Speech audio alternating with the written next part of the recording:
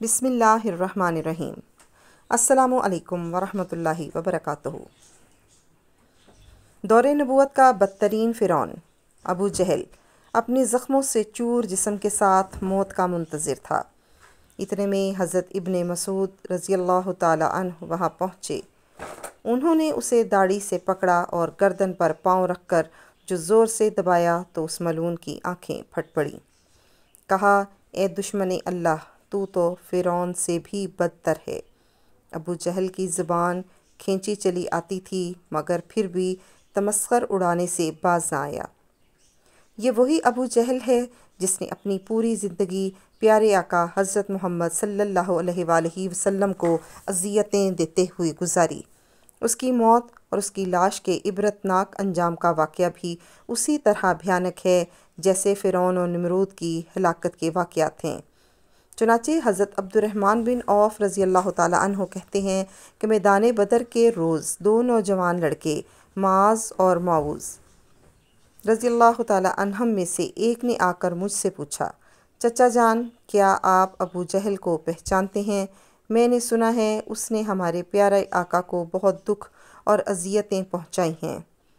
اگر آج وہ مجھے نظر آ گیا تو یا تو خود قتل ہو جاؤں گا یا اسے قتل کر کے دل کی بھڑاس نکالوں گا۔ میدان بدر میں گھمسان کا رن تھا۔ جو ہی مجھے ابو جہل دور سے نظر آیا میں اس کی طرف اشارہ کر دیا، ابھی اشارہ ہی کیا تھا کہ دونوں لڑکے باز کی سی رفتار سے اس پر جھپٹ پڑے۔ ابو جہل اونٹ پر سوار پھرتیاں دکھا رہا تھا۔ انہوں نے جاتے ہی جو اس پر پہلا وار کیا تو اس کا پاؤں پنڈلی سے جدا ہو گیا۔ ابو جہل کراہتا ہوا اونٹ سے نیچے گر پڑا۔ حضرت معاذ فرماتے ہیں، ابو جہل کا بیٹا اکرمہ جو اس وقت یہ منظر دیکھ رہا تھا، اس نے بڑھ کر ایک اور وار کیا جو میرے بازو پر لگا، جس سے میرا بازو کٹ کر جسم کے ساتھ لٹکنے لگا۔ میں اسی طرح لٹکتے ہوئے بازو سے لڑتا رہا حتیٰ کہ جب اس نے مجھے تنگ کیا تو میں نے اسے اپنی ٹانگ میں دبا کر کھینچا اور جسم سے الگ کر دیا۔ موقع پاتے ہی حضرت معوذ رضی اللہ تعالی عنہ نے ابو جہل پر دوسرا وار کیا اور وہ اس شدت کا تھا ابو جہل کے جسم سے خون پلید کے فوارے چھوٹ پڑے۔ ابو جہل کو جو اس حالت میں دیکھا تو سمجھا کہ ملعون اپنے انجام کو پہنچ چکا ہے اور دونوں بارگاہ رسالت مآب صلی اللہ علیہ وآلہ وسلم میں حاضر ہوئے اور تمام مارکہ عرض کیا۔ طبری میں ہے کہ ابو جہل ابھی تک مرا نہیں تھا بلکہ موت کے انتظار میں تڑپ رہا تھا۔ جب مارکہ بدر اپنے اختتام کو پہنچا تو پیارے آقا حضرت محمد صلی اللہ علیہ وآلہ وسلم نے صحابہ کو حکم دیا، ابو جہل کو تلاش کرو۔ حضرت عبداللہ بن مسعود رضی اللہ تعالی عنہ بھی حکم کی تعمیل میں نکل کھڑے ہوئے۔ حضرت ابن مسعود رضی اللہ تعالی عنہ کہتے ہیں، آپ صلی اللہ علیہ وآلہ وسلم نے ابو جہل کی ایک نشانی بھی بیان فرما دی۔ آپ صلی اللہ علیہ وآلہ وسلم نے فرمایا، اگر تم مقتولین میں سے دیکھو اور ابو جہل کو نہ پاؤ تو دیکھنا اس کے گھٹنے کی جگہ زخم کا نشان ہوگا، اور نشان اس طرح بنا ہے کہ ایک مرتبہ میں اور ابو جہل عبداللہ بن جذعان کی دعوت میں گئے۔ ہم دونوں لڑکپن میں تھے اور میں اس سے ذرا دبلا تھا۔ وہاں کچھ معاملہ ہوا جس کی وجہ سے میں نے اسے دھکا دے دیا، جس سے وہ زمین پر گرا اور اس کے گھٹنے پر خراش لگی۔ زخم تو ٹھیک ہو گیا مگر اس کا نشان باقی رہ گیا۔ ابن مسعود رضی اللہ تعالی عنہ بیان کرتے ہیں، میں میدان میں جا کر کافروں کی لاشوں کو پلٹ پلٹ کر دیکھتا۔ مجھے ایک جگہ خون میں لت پت ابو جہل نظر آ گیا، اس میں ابھی سانسیں باقی تھی۔ پھر میں نے گھٹنے پر نشان دیکھا تو وہ بھی نظر آ گیا۔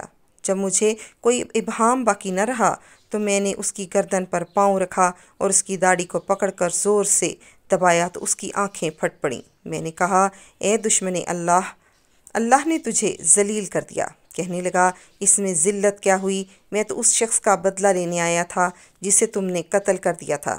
اچھا بتاؤ، فتح کس کی ہوئی؟ میں نے کہا، اللہ اور اس کے رسول صلی اللہ علیہ وآلہ وسلم کی۔ پھر وہ کہنے لگا، اے ابن مسعود، اے بھیڑیوں کے چرانے والے، تو بہت اونچی جگہ کھڑا ہے۔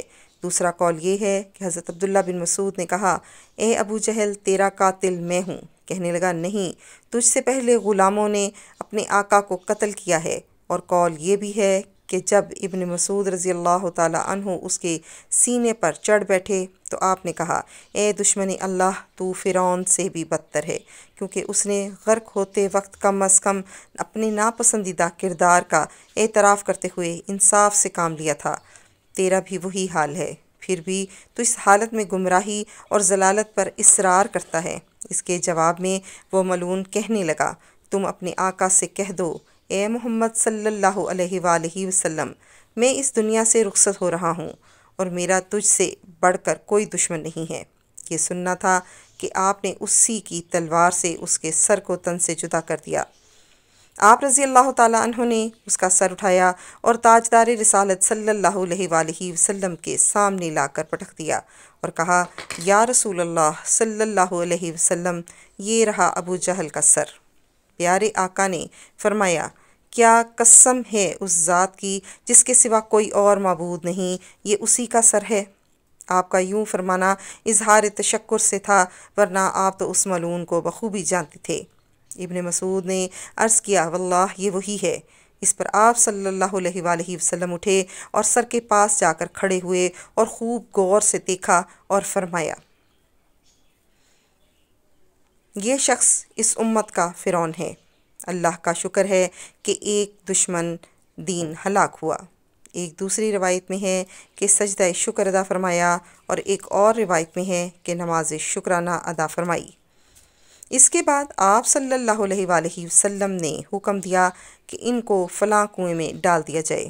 چنانچہ صحابہ کرام نے سرداران قریش کو ٹانگوں سے گھسیٹ گھسیٹ کر کنویں میں ڈال دیا، اور اسی طرح ابو جہل کے سر کو اور اس کی سرکٹی لاش کو بھی ٹانگ سے گھسیٹ کر کنویں میں ڈالا۔ یوں 24 سرداران قریش کو اس کنویں میں پھینکا گیا۔ اس کے بعد آپ صلی اللہ علیہ وآلہ وسلم نے مزید 3 روز بدر میں قیام فرمایا، اور جب وہاں سے روانہ ہوئے تو اس کنویں پر گئے جہاں کفار مکہ کے لاشیں پھینکے گئی تھے۔ حضرت عائشہ رضی اللہ تعالی عنہ سے روایت ہے کہ آپ صلی اللہ علیہ وآلہ وسلم نے وہاں کھڑے ہو کر فرمایا، اے کنویں والو، کیا تم نے اس وعدے کو جو اللہ نے تم سے کیا تھا ٹھیک پایا ہے؟ بے شک مجھ سے اللہ نے جو وعدہ کیا تھا سچ ہو گیا۔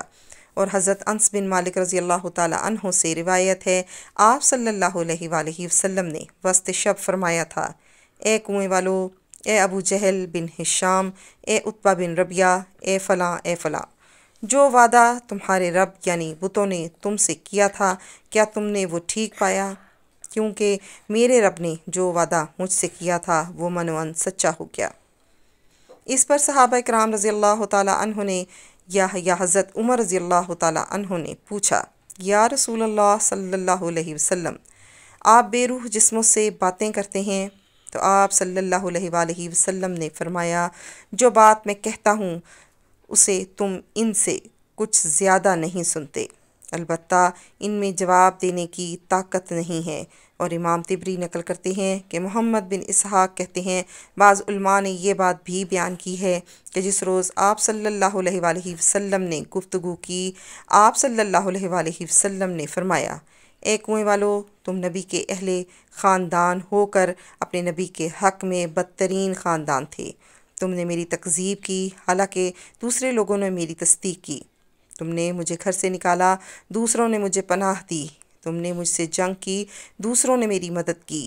اس کے بعد آپ صلی اللہ علیہ وآلہ وسلم نے فرمایا، جو وعدہ تمہارے رب نے تم سے کیا تھا اسے تم نے سچا پایا، میں نے تو اپنے رب کے وعدے کو سچا پایا ہے۔ یوں ابو جہل کی جہالت اور ظلمت کا دور اپنے اختتام کو پہنچا۔ بے شک اللہ کے ہاں ہر ظالم کے لیے دردناک عذاب تیار ہے جس سے بچنا محال ہے۔ ہمارے پیارے نبی حضرت محمد صلی اللہ علیہ وآلہ وسلم اللہ کے آخری نبی ہیں اور ان کا نام رہتی دنیا تک زندہ رہے گا۔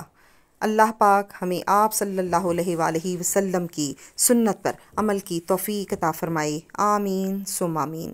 اگر آپ نے ابھی تک میرے چینل لائف وتھ زویا کو سبسکرائب نہیں کیا تو کر لیجئے، مجھے آپ کی طرف سے حوصلہ افزائی کا انتظار رہے گا۔ دعاؤں میں یاد رکھیے گا۔ السلام علیکم ورحمۃ اللہ وبرکاتہ۔